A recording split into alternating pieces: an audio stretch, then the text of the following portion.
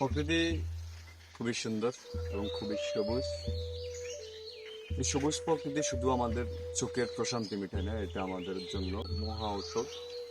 আমরা যদি সবুজ প্রকৃতির দিকে তাকাই তাহলে আমাদের মস্তিষ্ক থেকে সেরোটোনিন নামে একটি হরমোন নিঃসৃত হয়, যার পরে আমাদের মস্তিষ্ক একবারে ফ্রেশ থাকে।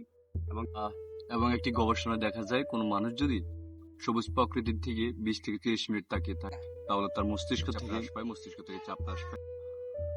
আমরা যদি বনাঞ্চলের দিকে তাকাই তাহলে আমাদের শরীর ন্যাচারাল সেল বৃদ্ধি পায়, যার ফলে আমাদের যে রোগ প্রতিরোধ ক্ষমতা বাড়ে। প্রকৃতির স্নিগ্ধ পরিবেশ আমাদের উচ্চ রক্তচাপ কমায় এবং হৃদযন্ত্রের কার্যকারিতা সহায়ক হিসেবে কাজ করে।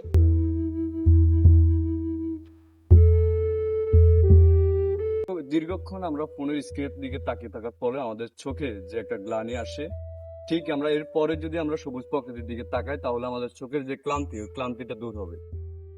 সবুজ প্রকৃতি আমাদের জীবনে খুবই গুরুত্বপূর্ণ এবং যে মহান রব এই পৃথিবীতে সবকিছু যা কিছু সৃষ্টি করেছেন সবই আমাদের মঙ্গলের সূত্রে তিনি সৃষ্টি করেছেন। এরই পরিপ্রেক্ষিতে তিনি মহান রব সূরা আর রহমানে একটি আয়াতে বলেছেন যে তোমরা প্রতিপালকের কোন কোন অবদানকে অস্বীকার করবে। আসলে প্রতিপালক আমাদের রব এই পৃথিবীতে যা কিছু সৃষ্টি করেছেন সবই আমাদের জন্য সৃষ্টি করেছেন এবং সবই আমাদের মঙ্গলের জন্য সৃষ্টি করেছেন।